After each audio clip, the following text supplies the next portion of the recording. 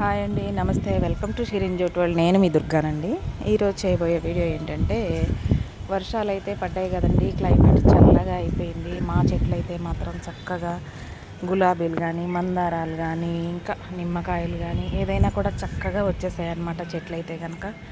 అలాగే పూలు కూడా ఒక్క కుండీలో చెట్టుకేనండి దగ్గర దగ్గర 5-6 పూలు వరకు పూసేస్తాయి అన్నమాట. ఇంకా మొగ్గలు కూడా ఉన్నాయి. ఇలా చక్కగా వర్షాలు పడ్డాయి కదండి. వర్షాలు పడ్డ దగ్గర నుంచి చక్కగా పువ్వులు అయితే మాత్రం ఇట్లా మంచి కలర్తో పెద్దగా వచ్చేసేసేయడం అయితే జరుగుతుంది.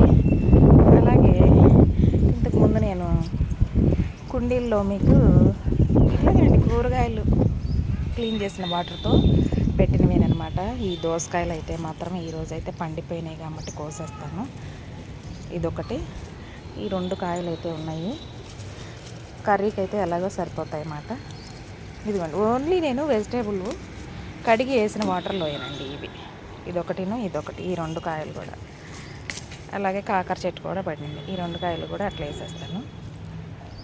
ఈ దోసకాయలు అలాగే ఇది రెడ్ కలర్ అండి రోజు.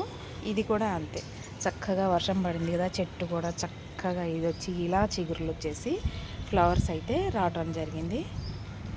మొక్కలకి ఇక వర్షాకాలం వచ్చింది కాబట్టి మనకు కూడా కుదురులు చేసుకొని కొంచెం ఎరువించుకున్నామంటే ఇంకా పూలకి శ్రావణ మాసం అన్నాలు కూడా మనకి కరువు ఉండదు అనమాట. నచ్చితే మీరు కూడా ట్రై చేయండి. ఇవి ఈరోజు మా గార్డెన్లో ఫ్లవర్స్ అండి. నాకైతే ఈరోజు ఫ్రైడే దేవుడికి పెట్టడానికి గాను ఈ రోజెస్, ఈ మందార పూలు అయితే సరిపోతాయి. ఎలా ఉందో మీరు కూడా చూడండి.